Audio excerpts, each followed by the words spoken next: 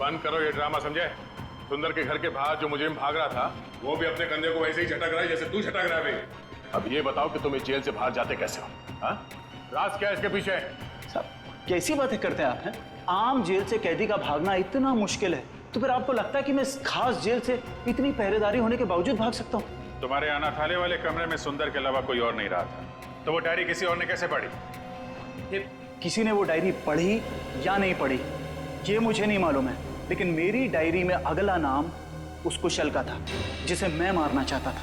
मतलब उस लिस्ट में किस किस के नाम है तुम्हें अभी भी याद है? जी मेरे पास लिस्ट है, आप चाहें तो मैं उसकी एक कॉपी दे सकता हूँ।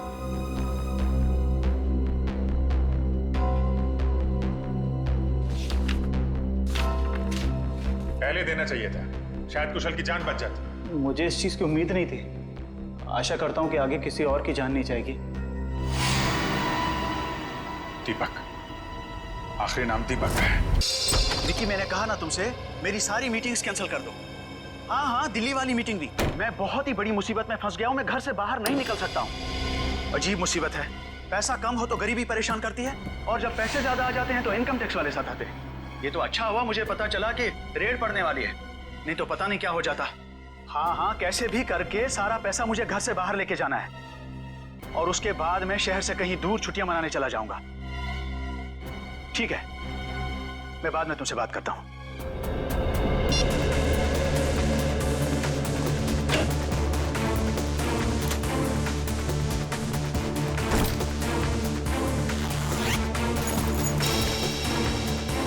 पैसा तो सारा ठीक ठाक ही लग रहा है।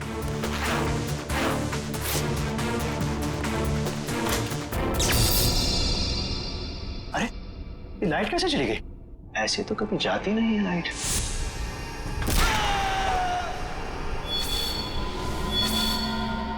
कौन हो तुम और क्यों कर रहे हो ये सब? तुम तो एक लेखक हो ना, जानते ही होगे कि कोई किसी की जान क्यों लेता है। जान लेने की 3 ही वजह होती है, पैसा, प्यार और बदला। मुझे तुमसे बदला लेना है। कैसा बदला? मैं तो तुमको जानता तक नहीं। तुम मुझे नहीं जानते, मगर अंकुश को तो जानते ही होगे ना। अंकुश? अंकुश अनंत, वो मेरे दिल के बहुत करीब था। तुमने उसकी जान ली, अब मैं तुम्हारी जान लूंगा। अंकुश आनंद की मौत का बदला? अरे तुम्हारा दिमाग खराब हो गया है क्या? अरे मुझे निकालो यहाँ से। अरे बचाओ, कोई है? अरे कोई बचाओ। कोई नहीं बचाएगा अब तुम्हें। जिस तरह तुमने अंकुश अनंत को तड़पा तड़पा के मारा था, ठीक उसी तरह मैं तुम्हें तड़पा तड़पा के मारूंगा।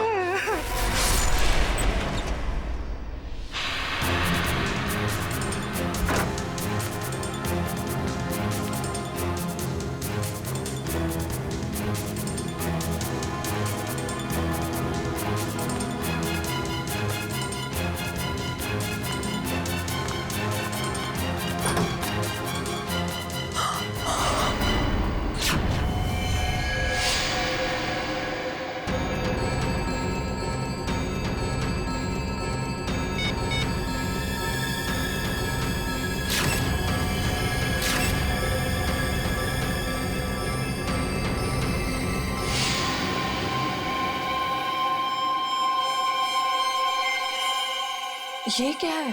चाकू?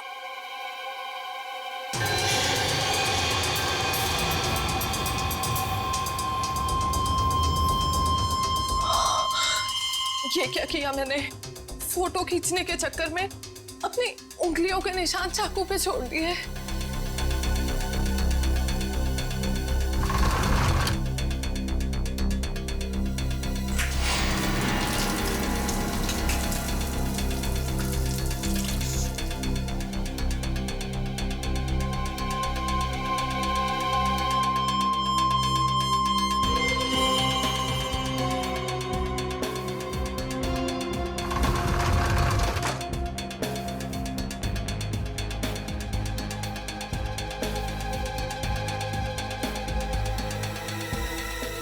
अभी बाहर के पब्लिक फोन से सीआईडी को फोन कर देती हूँ।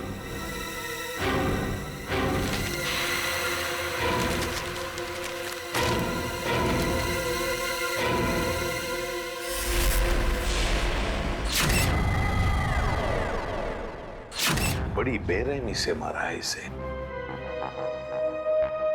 गला तो पूरा चीर के रखा है। देखने से लगता है कि खूनी के दिल में इसके लिए बहुत नफरत थी। हाँ,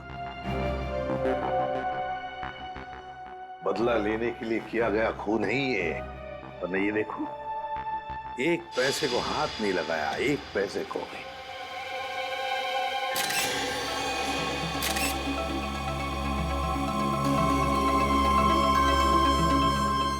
सर, हाँ, सर ये देखिए, ये चाकू वहां बेड के पास पड़ा हुआ था। सर इस चाकू पे तो जरा भी खून नहीं लगा हुआ है, बिल्कुल साफ है। श्रेया, स्प्रे मार के देखो जरा। सर,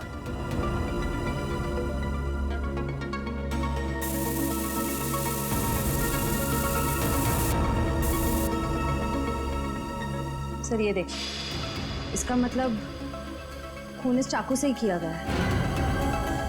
रंग बदल गया, मतलब चाकू पर खून है। खून इसी चाकू से किया गया है। सर एक बात समझ में नहीं आ रही, खूनी ने चाकू को साफ करके यहीं क्यों छोड़ दिया? वो इसे अपने साथ भी तो ले जा सकता था। बिल्कुल, चाकू यहीं पर छोड़ के क्यों गया वो, और वो भी साफ करके? कोई ना कोई तो वजह जरूर है। सर, हाँ, दगोड़िया जी का मैनेजर आ गया। आ गया? जी सर। ठीक है सचिन, बॉडी को फॉरेंसिक लैब भेजने का बंदोबस्त करो। अच्छा, इस मैनेजर से मिलता हूँ।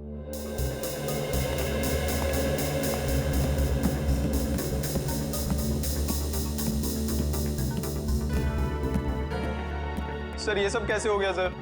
मुझे यकीन नहीं हो रहा है सर। सर कल रात को ही तो मेरी दगोड़िया सर से फोन पे बात हुई थी, तब तो सब ठीक था। दगोड़िया जी का किसी के साथ कोई झगड़ा वगड़ा था? कोई दुश्मनी थी? नहीं सर, जहां तक मुझे याद है ऐसा कभी उन्होंने कोई जिक्र नहीं किया। एक लड़की ने हमें फोन किया था, वो कहाँ है? सर लड़की ने? हाँ।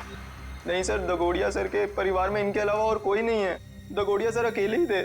तो सर फिर जिस लड़की ने हमें फोन किया था वो कौन थी? सर कहीं वही लड़की खूनी तो नहीं थी? नहीं श्रेया, ये लड़की खूनी नहीं हो सकती। लाश को उठा के ऊपर लटकाना कोई आसान काम नहीं है, कि कोई लड़की नहीं कर सकती। सर एक और बात समझ में नहीं आ रही, लड़की हमें इन्फॉर्म करने के बाद कि खून हुआ है यहाँ पे, खुद कैसे गायब हो गई? डर गई होगी, और शायद इसीलिए उसने लैंडलाइन से, मेरा मतलब है पीसीओ से, हमें फोन किया होगा। ऊपर जो पैसों से भरी बैग है, क्या जानते हैं आप उस पैसे वाले बैग के बारे में? दरअसल दगोड़िया सर कल काफी परेशान थे। एक्चुअली उन्हें पता चला था कि उनके घर में इनकम टैक्स की रेड पड़ने वाली है, और इसीलिए उन्होंने अपनी सारी मीटिंग्स भी कैंसिल करवा दी थी। अच्छा, तो शायद इसीलिए पैसे ठिकाने लगाने के प्लानिंग में लगे होंगे दगोड़िया जी। और बस उसी वक्त खूनी आ गया और दगोड़िया जी का काम तमाम कर दिया।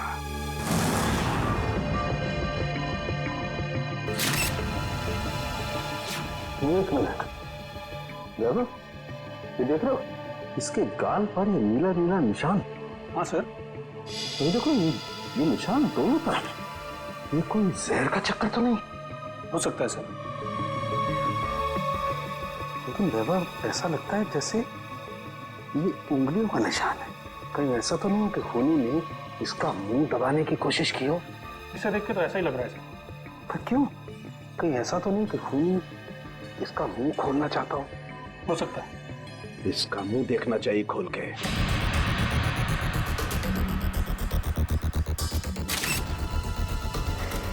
जरा फोर्स देना।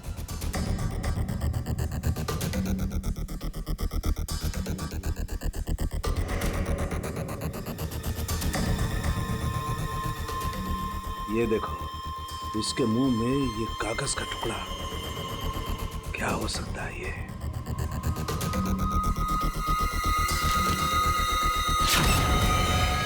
अंकुश आनंद, ये किसका नाम हो सकता है? खूनी अपना नाम लिख करके तो कागज का टुकड़ा इसके मुंह में डालेगा नहीं। नहीं सर। फिर चक्कर क्या है? अरे देखो, कागज के दोनों तरफ खून भी लगा हुआ है। साळुंखे, ये कागज तुझे दगोड़िया के मुंह में से मिला? हाँ बॉस, मुझे भी बड़ा ताजुब हुआ। कोई खूनी किसी के मुंह में कागज रख के क्यों जाएगा? सर ये भी तो हो सकता है कि ये कागज खूनी ने उनके मुंह में ना रखा हो, बल्कि उन्होंने खुद मरने से पहले ये कागज खूनी से बचाने के लिए अपने मुंह में खुद ही डाल दिया। हाँ सर, हो सकता है उनकी मौत इस कागज की वजह से ही हुई हो सकता है वो ना चाहते हो कि ये कागज खूनी के हाथ लग जाए। इसलिए उन्होंने इस कागज को अपने मुंह में छुपा लिया। नहीं शे, मुझे नहीं लगता कि कागज उन्होंने खुद अपने मुंह में छुपाया, बल्कि जिस तरीके के नीले निशान उनके गालों पर पड़े हुए थे, मुझे तो ये लगता है कि खूनी ने जबरदस्ती उनका मुंह खोला और बाद में ये कागज उनके मुंह में ठूस दी। सड़के खून से सने कागज पर लिखा है अंकुश आनंद। ये जो खून है, क्या दगोड़िया के मुंह के अंदर कोई चोट के निशान या फिर कोई खून था? नहीं बॉस, लाश के मुंह में किसी किस्म का कोई जख्म या कोई चोट का निशान नहीं था। मुझे लगता है कि खूनी ने पहले दगोड़िया साहब को मारा और उसके बाद ये कागज उनके मुंह में रख दिया। ये जो खून लगा है कागज पे, ये खूनी का है? नहीं सचिन, ये खून दगोड़िया साहब का है। मैंने चेक कर लिया बॉस। सर, इंटरनेट पे ये नाम सर्च किया मैंने, अंकुश आनंद। इस नाम के 2 लोग हैं सर, एक है चेन्नई में और दूसरा नासिक में। पता लगाओ इन दोनों के बारे में। इन दोनों में से एक का संबंध तो जरूर होगा, इस दगोड़िया के साथ जरूर होगा। हेलो, हाँ, कहाँ पे? ठीक है, हम लोग पहुंचते हैं। सर, एक और खून हो गया है, लेखक मुकेश कुमार का। लेखक मुकेश कुमार? मतलब एक और लेखक का खून? तो फिर जरूर इस मुकेश कुमार और दगोड़िया के खून में कोई ना कोई संबंध है, कोई ना कोई संबंध जरूर है।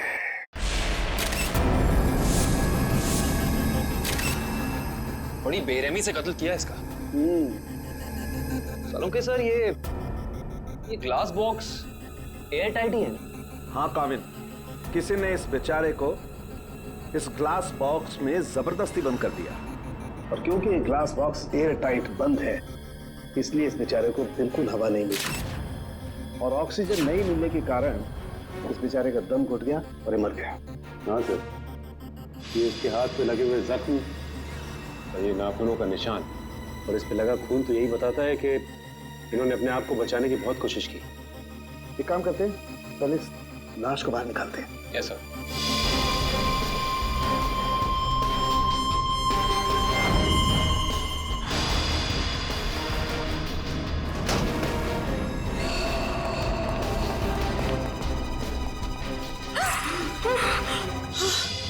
सर, पड़ोसियों को लेकर आया हूँ, इन्होंने देखा है खूनी को अंदर आते हुए। इन लोगों को क्राइम सीन पे लाने की क्या जरूरत थी? वहां पर तो रोक सकते हैं ना? जी कहिए, क्या देखा आप लोगों ने? सर, मैं घर की बालकनी में अखबार पढ़ रहा था, तभी मैंने देखा कि एक आदमी ट्रॉली में इस बॉक्स को रखकर घर के अंदर जा रहा है। ये ग्लास बॉक्स लेके जब वो घर के अंदर जा रहा था तो उसने हाथ में ग्लव्स पहने थे? नहीं सर, ग्लव्स नहीं पहने थे। अच्छा, ये आदमी अकेला था या फिर इसके साथ कोई और भी था? वो अकेला था। तुमने उसका चेहरा देखा? स्केच बना सकते हो? नहीं सर, चेहरा तो याद नहीं। पर हाँ, उसका बायां कंधा बार बार हिल रहा था, जैसे कि कोई कपकपाहट हो रही हो।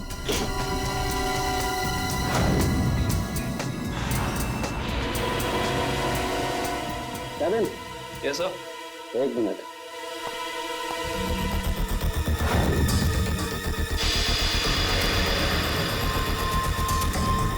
ये देखो केविन, इस लाश के मुंह में ही ये कागज का टुकड़ा।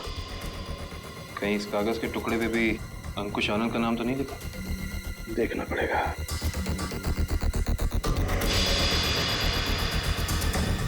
इस पे तो रिजू कालिया लिखा हुआ। रिजू कालिया? ये तो रिजू कालिया इनकी किताब का ही एक किरदार है, और उसकी भी मौत कहानी में बिल्कुल इसी तरह से हुई थी, दम घुटने की वजह से। इसका मतलब ये अंकुश आनंद, ये भी दगोड़िया की किसी किताब का किरदार है, और ये सारा का सारा काम सीरियल किलर का है, तो एक के बाद एक लेखकों को बिल्कुल उसी तरह से मार रहा है जैसे कि लेखक अपनी कहानी में किरदार को मारता है। ऐसे ही लगता है। सलोंके सर, ये ग्लास बॉक्स पे कोई फिंगरप्रिंट्स मिले अभी तक कि नहीं? अभी कागज ढूंढा यार, फिंगरप्रिंट्स अभी ढूंढना बाकी है।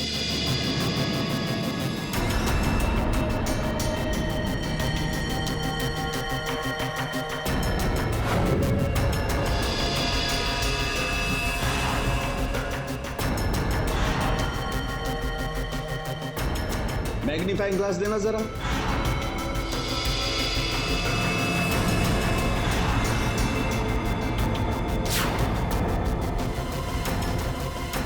ये कैसे निशान है? कैसे निशान मतलब?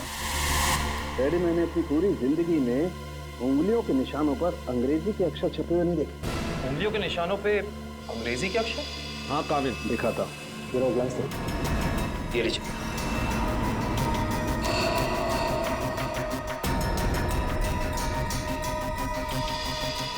ERIQN देखो, कैसे कर सकते हैं? पड़ोसी भी कह रहा था ये ग्लास बॉक्स लेकर जो इंसान यहाँ आया था उसने ग्लव्स नहीं पहने थे। इसका मतलब ये अनोखे उंगलियों के निशान उसी इंसान के हैं। उंगलियों पे छपे हुए अक्षर? सालूम के साहब, ये कैसे मुमकिन है?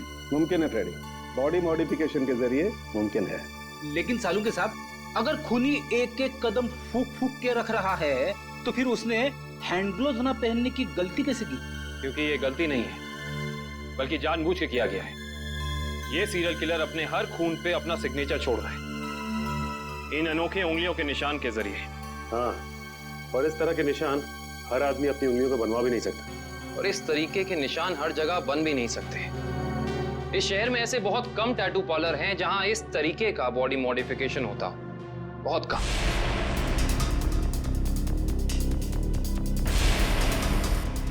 यस, ये बॉडी मॉडिफिकेशन आपने किया है? No sir.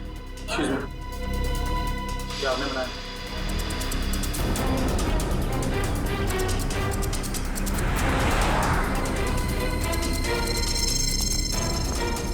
अभी बिजी हूं मैं, बाद में आना।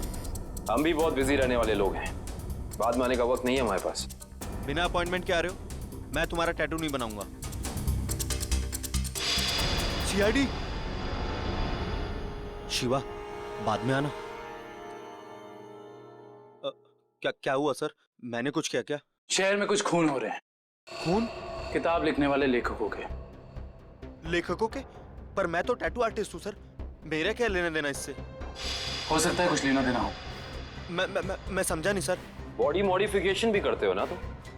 जी हाँ सर, मेरे पास लाइसेंस भी है, मैं दिखाता हूँ। कोई जरूरत नहीं। ये फोटो ध्यान से देखो।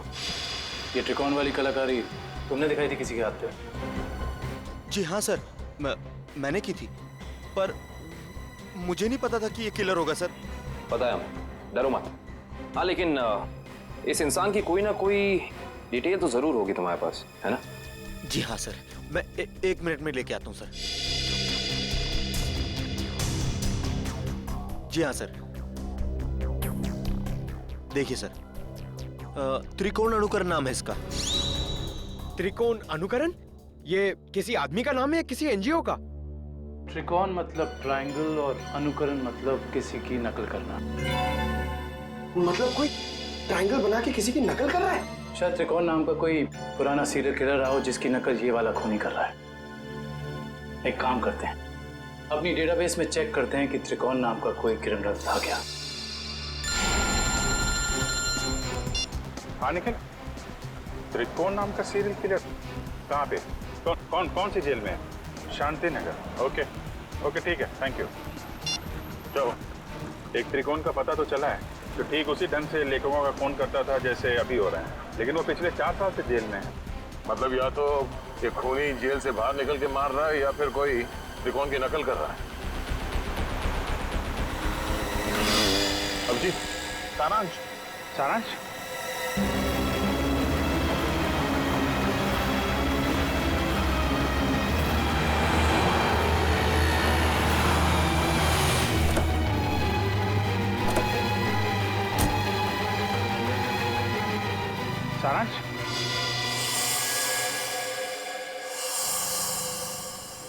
नहीं अंकल, मैं तो अभिषेक हूँ। माफ करना, हम इसे कोई और समझ बैठे थे। सर 15 दिन हो गए, अखबार, न्यूज़पेपर्स, हर जगह कोशिश कर ली, मगर सारांश हमें मिला ही नहीं सर। मिलेगा पंकज, जरूर मिलेगा। मेरा दिल बोल रहा है सारांश हमें जरूर मिलेगा। सर, ये लोग सीआईडी से आए हैं। आइए सर, मैं आप ही लोगों का इंतजार कर रहा था। त्रिकोण से मिल सकते हैं हम लोग? हाँ, क्यों नहीं। पर सर, मुझे नहीं लगता कि त्रिकोण ये सारे खून कर रहा है, क्योंकि इस जेल से बाहर निकलना बिल्कुल ही नामुमकिन है। अच्छा, इस त्रिकोण का स्वभाव कैसा है अभी यहाँ इस जेल में? हिंसक और खतरनाक ही है या? नहीं सर, ऐसा बिल्कुल भी नहीं है। वो तो बहुत ही शांत और सुलझा हुआ है। मैं तो खुद चाह रहा था कि सरकार से अपील करूं कि उसकी सजा माफ कर दी जाए। अब ये कोई संयोग तो नहीं हो सकता कि कोई उसकी नकल करके खून कर रहा है? हाल ही में कोई आया था उससे जेल में मिलने के लिए? नहीं सर, आप तो जानते हैं कि वो स्पेशल सेल में है, और स्पेशल सेल में बाहर वाला तो क्या, कोई जेल का कैदी भी उससे नहीं मिल सकता। चलिए जरा मिल लेते हैं।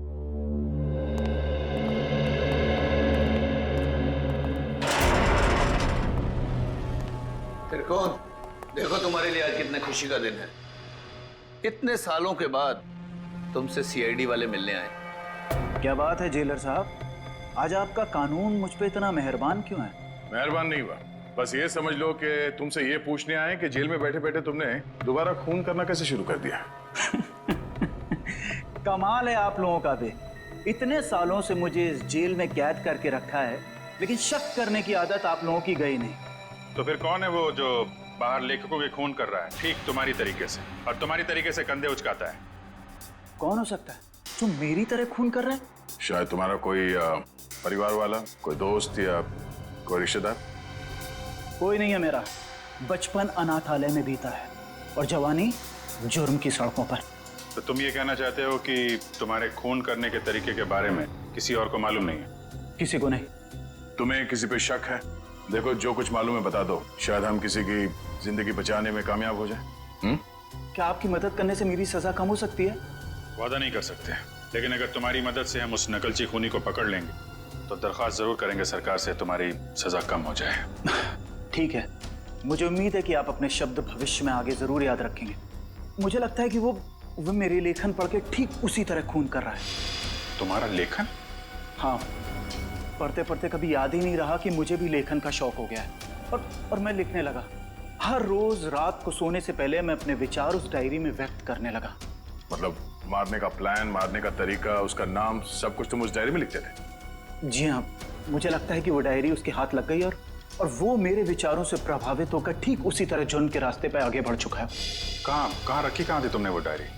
अनाथालय में छोड़ आया हूँ अपने अतीत के वो पन्नों को। जी, मैं सुरेश बोल रहा हूँ, जी के नगर अनाथालय से। वो जो आप बच्चों की किताबें भेजने वाले थे। ठीक है,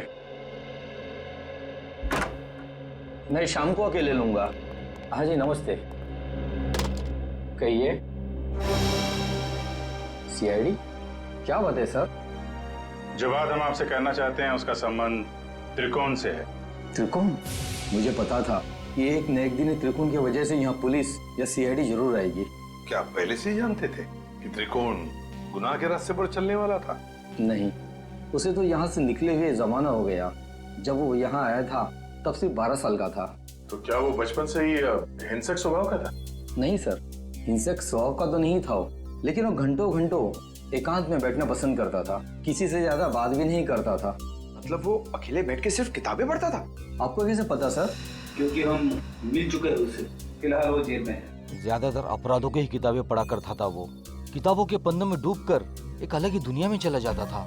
किताबों के किरदारों से बातें करने लगता था कि तुमने खाना खाया या नहीं। कभी कभी तो मैं डर जाता था कि इसका ये जुनून एक मानसिक बीमारी ना बन जाए। आपका डर बिल्कुल ठीक निकला। उसके इसी मानसिक बीमारी ने उसे मजबूर किया उन लेखकों को मारने पे जिनके उपन्यास वो पढ़ता था और जिनके लेखन से वो काफी प्रभावित था। और उन लेखकों को बिल्कुल वैसे मार रहा है जैसे उन्होंने उपन्यास में किरदारों की मौत लिखी है। मुझे इस बात से जरा भी हैरानी नहीं हो रही है, क्योंकि अगर उसका कोई पसंदीदा किरदार उपन्यास में मर जाता तो चीख चीख कर रोता, लेकिन अब तो जेल में है ना, तो आप लोग यहाँ क्यों? देखिए, लेखकों के फिर से खून हो रहे हैं, बिल्कुल उसी तरह से जैसे त्रिकोण करता था। मतलब त्रिकोण जेल से भागकर फिर से खून कर रहा है? नहीं, त्रिकोण तो अभी भी जेल में है। कोई और है जो त्रिकोण की तरह नकल करके लेखकों का खून कर रहा है। किसी पे शक है आपको? नहीं सर, मुझे किसी पे शक नहीं है। चलो ठीक है, मगर त्रिकोण यहाँ पर जिस कमरे में रहता था, क्या वो कमरा हम देख सकते हैं? सर, वो तो बहुत पुरानी जगह है, अब वहाँ कोई नहीं रहता है। फिर भी ठीक है सर, आइए।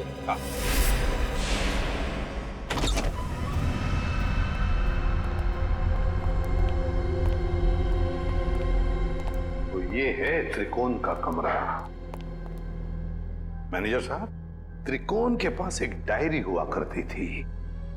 कुछ जानते हो उस डायरी के बारे में? नहीं सर, हमें तो ऐसी कोई डायरी नहीं मिली। वैसे आप देख सकते हैं सर, यहाँ पे कुछ पुरानी किताबें पड़ी है, शायद उसमें हो।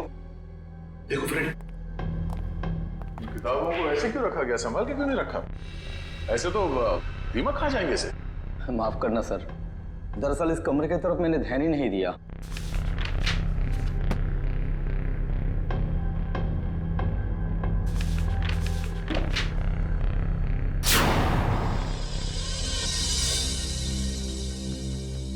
सर, डायरी तो दिख नहीं रही।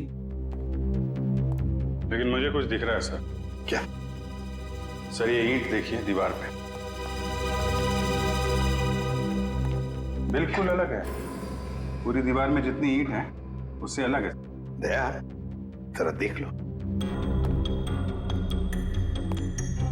सर, वो केस याद है ना आपको? दीवार से लाशें निकलने वाला केस। कहीं इस केस में भी ऐसा ही कुछ? डायरी ढूंढ रहे हम, समझे? लाशें नहीं।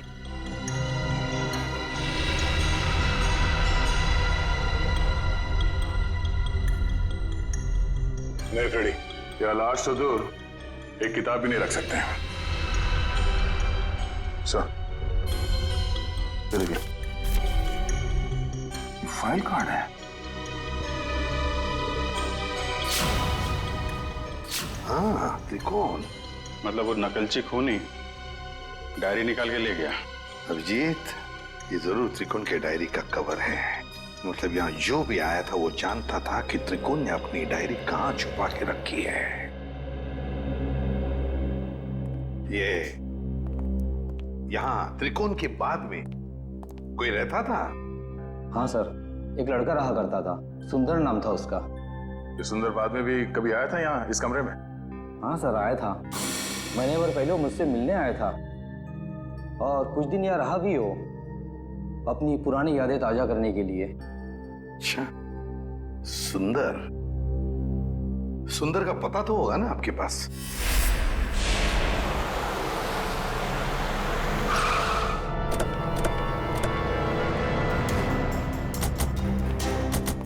वाह भाई वाह, कितना आलीशान घर बनाया सुंदर ने। अंदर चल के देखते हैं और क्या क्या आलीशान राज छिपा रखे हैं सुंदर ने।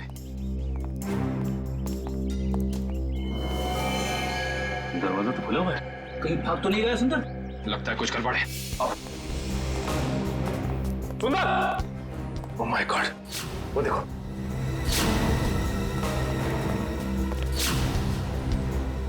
लगता है ये मर चुका है। गोली मारकर जान ली है इसकी, वो भी 3-3 गोलियां। खून भी गीला है, मतलब कातिल आसपास ही है, यहीं कहीं। गोली चलने की आवाज इस तरफ से, चलो देखते हैं।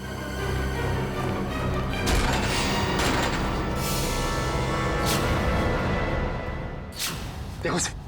सुंदर जी, हाथ ऊपर।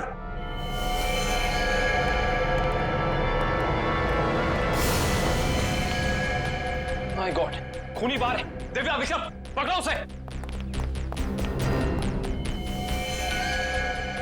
लगता है ये हमें कुछ बताना चाहते हैं। हाँ कवित,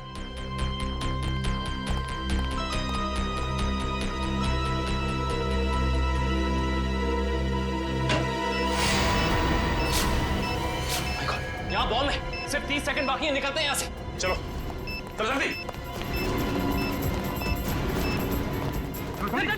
चलिए।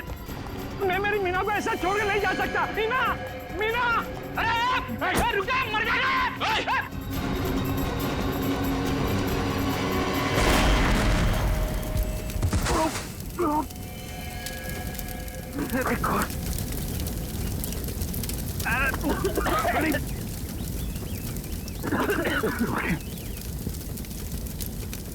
लगता है बीवी और नौकर के साथ साथ सुंदर जी भी मारे गए।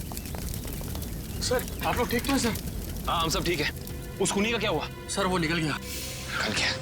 वाह, मतलब तुम लोग समझ पाने से पहले ही ब्लास्ट हो गया। वो आदमी तुम्हारे हाथ से निकला और ब्लास्ट में मर गया। वाह। हाँ सर, वो सुंदर की पत्नी और नौकर को तो पहले ही मार चुका था। बस वो यही चाहता था कि सुंदर भी मर जाए और हम ये केस बंद करते हैं। सचिन, तुम्हारे कहने का मतलब है कि सुंदर असली सीरियल किलर नहीं है? नहीं सर, उस किलर को हमने भागते हुए देखा सर। हम लोग उसे पकड़ नहीं पाए। सर एक बात और, जब वो भाग रहा था तो अपने कंधे को बार बार झटक रहा था सर। असली किलर भागते वक्त कंधे झटक रहा था। सुंदर असली किलर नहीं है। तो फिर ये असली त्रिकोण का अनुकरण करने वाला, उसकी कॉपी करने वाला त्रिकोण अनुकरण, ये जो भी कोई है जो हमें फंसाने की, गुमराह करने की कोशिश कर रहा है, इससे तो अब हम उसी की खुद के ही जाल में फंसा देंगे। हेलो, एक और खून? लेखक कुशल। ठीक है माता। लेखक कुशल का खून? ये त्रिकोण अनुकरण तो खून पे खून किए जा रहा है। लेकिन सर, ये त्रिकोण अनुकरण एक के बाद एक लेखकों को ही क्यों मार रहा है? वही तो फ्रेडी, वही तो 3 लेखकों को मार चुका है ये त्रिकोण अनुकरण। जरूर इसके पीछे कोई ना कोई राज है, कोई ना कोई राज है जो असली त्रिकोण हमसे छुपा रहा है। सुंदर बॉम्ब ब्लास्ट में मारा गया? हाँ, और उसके बाद एक और लेखक कुशल का भी खून हो गया। अभी तो आप कह रहे थे कि सुंदर ही वो नकलची खूनी है। अगर सुंदर मारा गया तो फिर कुशल को किसने मारा? बंद करो ये ड्रामा, समझे? सुंदर के घर के बाहर जो मुजरिम भाग रहा था, वो भी अपने कंधे को वैसे ही झटक रहा है जैसे तू झटक रहा है। अब ये बताओ कि तुम इस जेल से बाहर जाते कैसे हो? हाँ? राज क्या है इसके पीछे? साहब, कैसी बातें करते हैं आप? हैं? आम जेल से कैदी का भागना इतना मुश्किल है, तो फिर आपको लगता है कि मैं इस खास जेल से इतनी पहरेदारी होने के बावजूद भाग सकता हूँ? तुम्हारे अनाथालय वाले कमरे में सुंदर के अलावा कोई और नहीं रहा था, तो वो डायरी किसी और ने कैसे पढ़ी? किसी ने वो डायरी पढ़ी या नहीं पढ़ी ये मुझे नहीं मालूम है, लेकिन मेरी डायरी में अगला नाम उस कुशल का था जिसे मैं मारना चाहता था। मतलब उस लिस्ट में किस किस के नाम है तुम्हें अभी भी याद है? जी, मेरे पास लिस्ट है। आप चाहें तो मैं उसकी एक कॉपी दे सकता हूँ।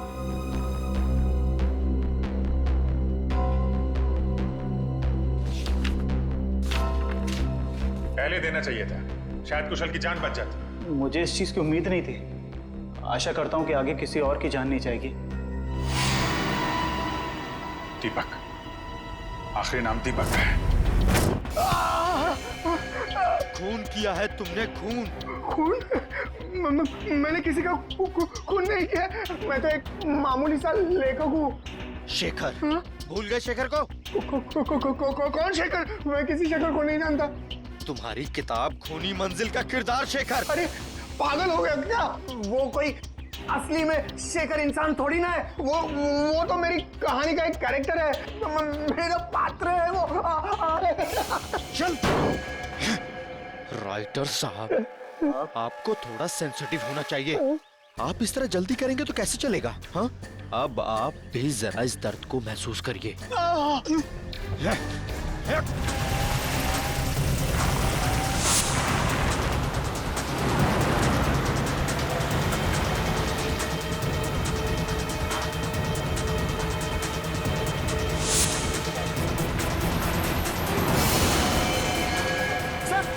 सर दीपक डाउन गाड़ी में।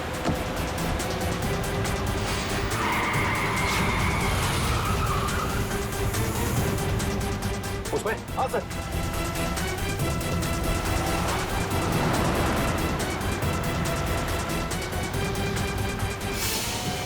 आज ये नकलची लंगूर हमारे हाथ से बचेंगे नहीं।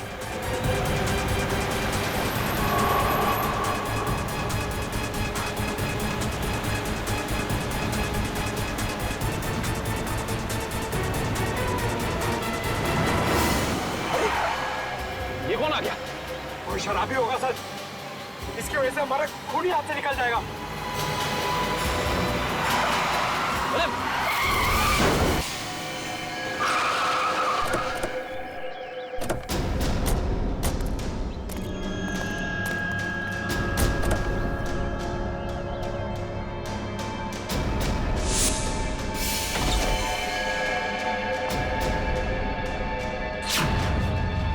इनका तो बहुत खून भरा है। सर वो फोटोज कैसी है? फोटोज? एक सेकंड।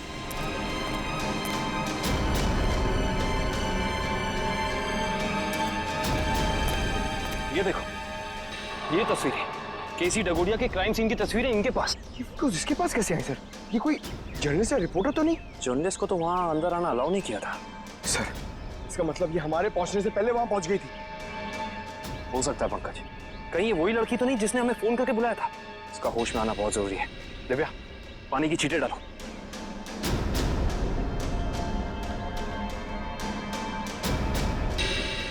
मैडम, आप ठीक तो हैं? आप ठीक तो है ना? हाँ मैं ठीक हूँ।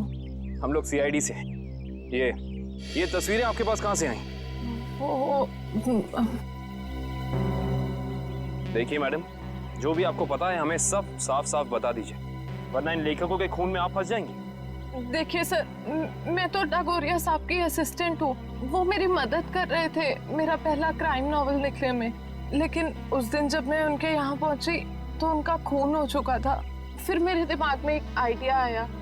मैंने सोचा कि क्यों ना मैं इस पे एक नॉवेल लिखूं। बस इसीलिए मैं आप लोगों का पीछा कर रही थी, ये जानने के लिए कि आप लोग कातिल को कैसे पकड़ेंगे। आप हमारा पीछा कर रही थी, इसका मतलब आप जानती थी कि हम कौन हैं। हाँ। नॉवल में ये भी लिख देना कि तुम्हारी वजह से खूनी हमारे हाथ से निकल गया। देखिए सर, मुझे माफ कर दीजिएगा, मैंने ये सब जानबूझ के नहीं किया। वो मेरी गाड़ी का ब्रेक अचानक फेल हो गया था, इसीलिए। सुनिए, अगर आपकी इस गलती की वजह से दीपक को अपनी जान गंवानी पड़ी ना, तो ये कानून आपको कभी माफ नहीं करेगा।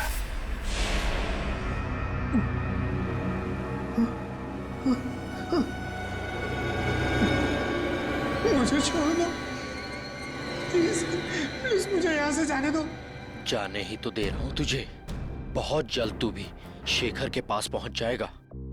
इसी तरह कुर्सी पर बांधकर मौत दी थी ना तूने उसे, अब तोहफे में तुझे भी यही मौत मिलेगी। बस थोड़ा सा इंतजार। इस मौत के उपन्यास का लेखक रचयिता भी आ रहा है तेरा साथ देने के लिए। त्रिकोण। सर, जेलर साहब अंदर नहीं है। जरा बुलाओ उन्हें, हमें त्रिकोण से मिलना है। सर, जेलर साहब तो त्रिकोण को लेकर हॉस्पिटल गए हैं। उसे अचानक से दिल का दौरा आया है। दिल का दौरा? कौन सा हॉस्पिटल लेके? अरे आप लोग? त्रिकोण कहाँ है? आईसीयू में है। क्या बात हो गई? झूठ बोलता है वो हमसे। अब भी कुछ है जो हमसे छुपा रहा है। चलिए दिखाइए। आइए।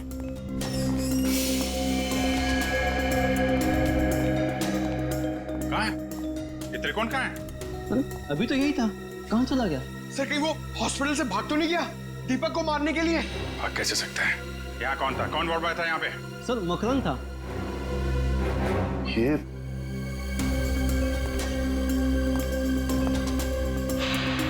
अभिजीत, तो बेहोशी की दवाई है। अभिजीत ये देखो, मकरंद का पैर नीचे गिरा पड़ा है। ये बेहोशी की दवाई कहीं मकरंद को कुछ हो तो नहीं गया? नहीं सर, अभी कुछ देर पहले ही देखा मैंने उसे। किसी मरीज को हॉस्पिटल के बाहर लेके जा रहा था वो। ये मकरंद अभी वापस आएगा? नहीं सर, उसकी ड्यूटी खत्म हो गई। इसमें कहाँ मिलेगा वो? सर, दारू के ठेके पे। अच्छा, तो ये है मकरंद जी।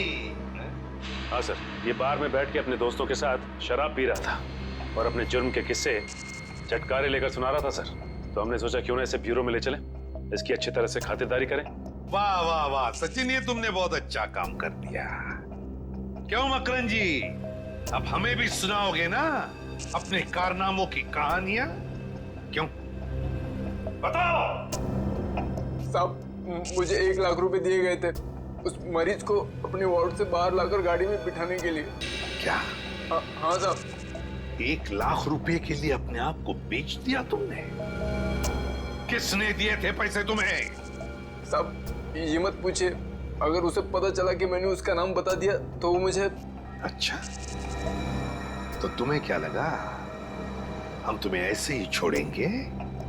और खातिरदारी करेंगे हम तुम्हारी, ऐसी खातिरदारी कि जिंदगी भर याद रखोगे। क्यों सचिन? बिल्कुल सर। अरे नहीं साहब, इसकी क्या जरूरत है? मैं बताता हूँ ना साहब, बताता हूँ मैं। फिर बताओ जल्दी। ढूंढो इस घर को अच्छी तरह से ढूंढो। देखो कहीं छुप कर बैठा है क्या? कोई ना कोई सुराग तो जरूर मिलेगा।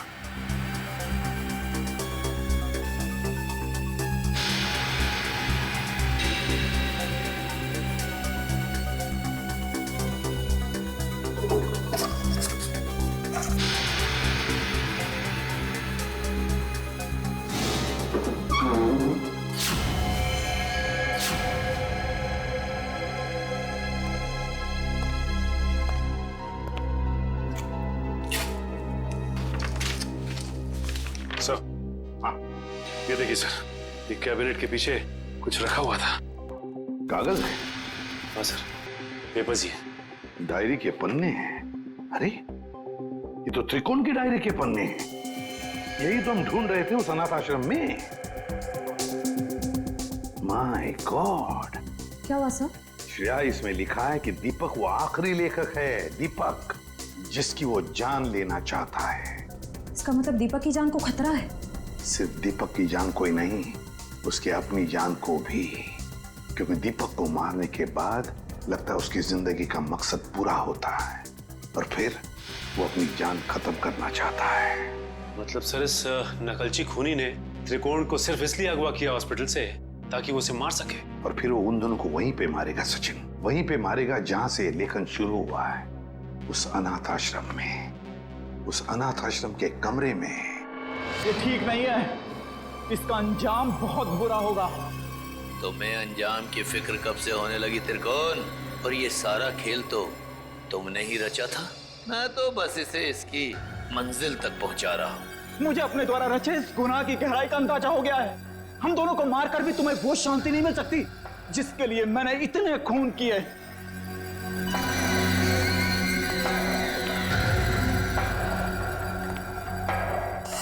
हाँ हाँ, क्यों नहीं, पर मुझे नहीं लगता कि ये सारे खून त्रिकोण ही कर रहा है। बहुत देर हो चुकी है त्रिकोण। तेरे प्रवचन अब ना तो तेरी जान बचा सकते हैं और ना ही दीपक की। नहीं चला, तुम ऐसा नहीं कर सकते।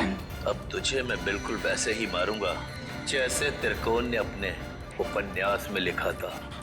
नहीं चला, तुम मुझे मत मारो, मुझे जाने दो। बस होगा तुम्हारा खेल। अब अगर कोई हरकत की ना तुमने तो तेरा वो हाल करेंगे तो सोच भी नहीं सकता। सीआईडी, तो आखिर मेरा भेद खुल ही गया। तो अब तुम लोग मुझे फांसी पर चढ़ाए बिना तो छोड़ोगे नहीं। तो क्यों ना मैं फांसी पर चढ़ने से पहले इन दोनों को मार के अपना मकसद पूरा कर लूं।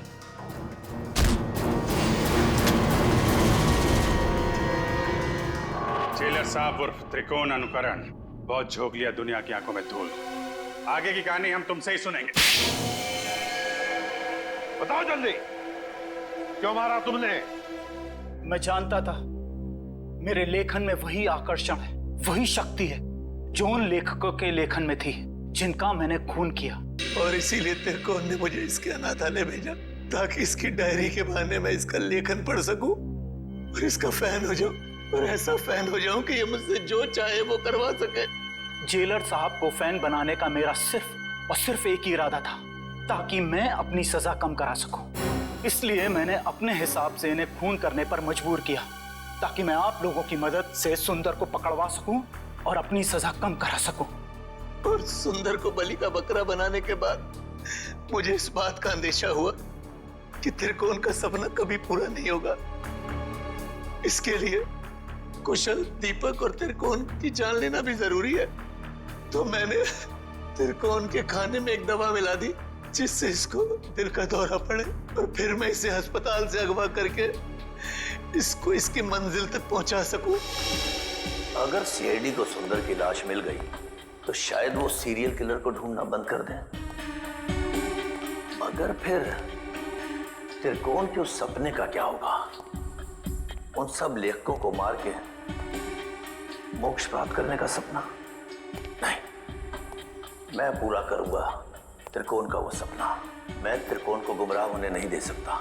उन सब लेखकों को मैं मारूंगा और फिर उसके बाद त्रिकोण को भी मैं जिंदगी की जंजीरों से मुक्त कर दूंगा, जैसा कि वो चाहता है।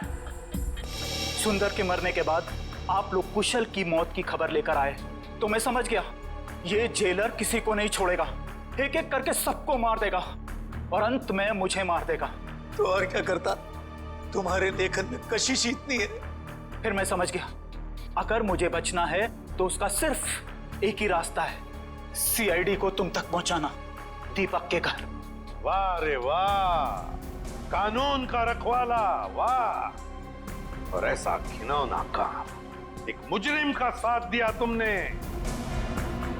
मैं जानता था कि सीआईडी कभी ना कभी पूरा सच जान लेगी, मगर मैं क्या करता? इसके लेखन के आगे मैं बेबस हो गया था। और इसके शब्दों के माया जाल में मैं एक खूनी बन गया, एक सीरियल किलर। चुप! बकवास, बकवास है सब। तुम दोनों ने मिलकर कितने सारे मासूम लोगों की जानें ली। तुम्हें तो जीने का कोई हक ही नहीं। कानून तो तुम दोनों को फांसी ही देगी, फांसी।